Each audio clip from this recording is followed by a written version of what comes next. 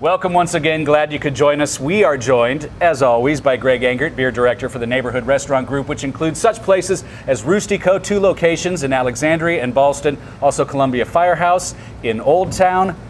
What's on tap this week? So this week, I know that we both share a predilection for hoppy beers, and so anytime something kind of new comes out or something gets re-released that hasn't been out in some time, I'm sure to include it for us. And this is from Troegs Brewing Company up in Hershey, Pennsylvania. They actually they opened a brand new state-of-the-art brewery, which is phenomenal. If you ever get a chance to go up there to Hershey, it is a great place to visit. They decked it out, really visitor-friendly, great place in general. And of course, they continue to craft fantastic beers, and here we have their Perpetual IPA. Now this is a beer that was limited release last year. It is a year-round beer, but it's going to come out occasionally year-round. It's not going to be as ubiquitous as Hopback or the Pale that they have out and about.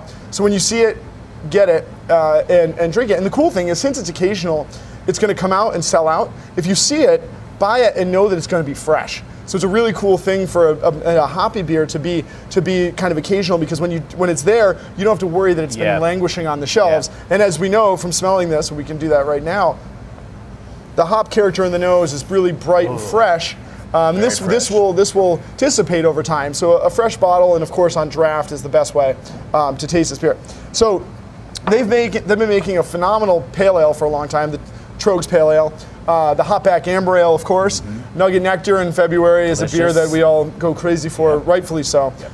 This beer is wonderful. I like it kind of compared to Nugget Nectar. Nugget Nectar has a little bit more malt character to it. This is a little bit leaner, a little bit drier, but still has these beautiful hop characteristics. And one of the things that Troegs should be well known for, and I think is the utilization of a hopback. This is a vessel that exists outside of the kettle. The kettle is typically where we add all of our hops. And the hopback in the old days was really a filter that would catch the hops themselves, back when everybody was using the whole cone of the hop. Nowadays it's mostly pellet hops, and so you can add those into the kettle and they'll be filtered out kind of naturally through the kettle. But some breweries continue to use the hopback not so much as a filter, but as a way to increase aromatics. So what Troegs has done here, and as they do with Hopback Amber and Nugget Nectar as well, is they're going to add Bravo, Chinook, Mount Hood hops into the boil. This is going to develop that cool kind of earthy, green, herbaceous bitterness that's driving but not overwhelming. In the hopback, they're taking whole cone hops, Nugget hops, just like Nugget Nectar, and Mount Hood hops, and this is going to start to affect the aroma, because the later you add hops to the beer, the less hot the sugar water is, the wort, and so therefore the more aroma you get rather than the taste. After they're done adding hops and straining the beer through the hopback, bringing out some more aroma, then they're going to ferment, and then following in conditioning, they're going to dry hop the beer, meaning they're adding even more hops into the stainless steel tanks that are allowing the beer to condition and mature before release. And in that case, they're adding Citra, which gives it that big kind of punchy citric quality in the nose. Cascade, which is the classic hop, a little bit lemony, a little bit floral as well. And this is going to be really cool. And I think actually they're also adding Nugget further, which gives it a great kind of spicy, grassy quality. Okay. So this is hopped in the kettle, in the hopback, and then dry hopped. I think it's about 85 IBUs, which is international bittering units, and 7.5%, just like Nugget Nectar. Oh, that is good. It's great. Very fresh. Good for the hot weather too.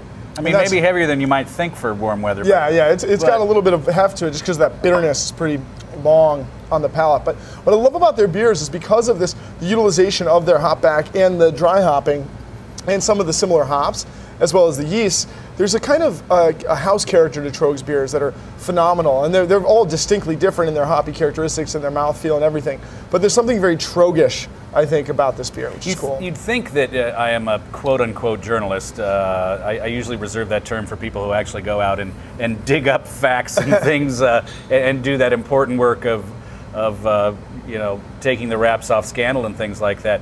But hopback, amber, I hadn't really thought what hopback might mean. You explained it, so really, and then that made me think there are a lot of little mysteries in the names that the brewers choose. Totally, absolutely. And even, you know what, interesting to that too, is this is called Perpetual IPA, but they refer to it as Imperial Pale Ale instead of India Pale Ale, which if you think about it is the same thing, because an IPA is in many ways, not fully, but in many ways kind of a bigger pale ale. So even like little things like that, you know. When I see Imperial on a label, I say, ooh, that's probably going to be a little stronger. I mean, is that always true? And is that really a fair way to look at it? It's strange because, yeah, I mean, let's take IPAs, for example.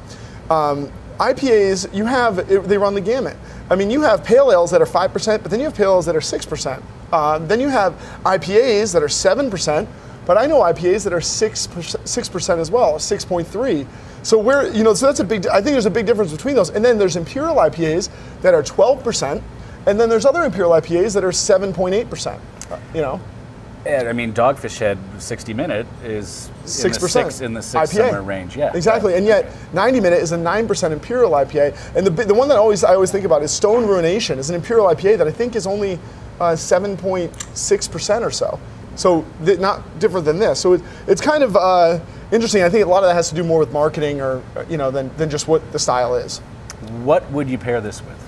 I'm not shy about the difficulties of hoppy beers and bitterness and things like that. But I'll tell you, I was down in Asheville, North Carolina recently, which is, I did an event during their beer week, beer dinner at Moe's Original Barbecue. It was a great time. They have amazing beer down there. I mean, North Carolina has 60 breweries, craft breweries. They have 11 in the greater Asheville area alone, with more on the way. A phenomenal place, but also great for barbecue. I mentioned Moe's. They're the best place for barbecue in Asheville. It's called 12 Bones. And they have these amazing dry rubbed ribs that I think would be phenomenal with this. Barbecue that has richness, can handle the bitterness, and then the kind of herbal, citric qualities will kind of season the barbecue along with the sauce. And you mentioned, jumping back a moment, you mentioned that when you see this, get it, because you know it's fresh, but also drink it. Drink it, don't save it. Don't save it, not at all. Yeah. This beer it's not going to go bad at all probably, but you'll lose that big bold nose. It'll become more malty.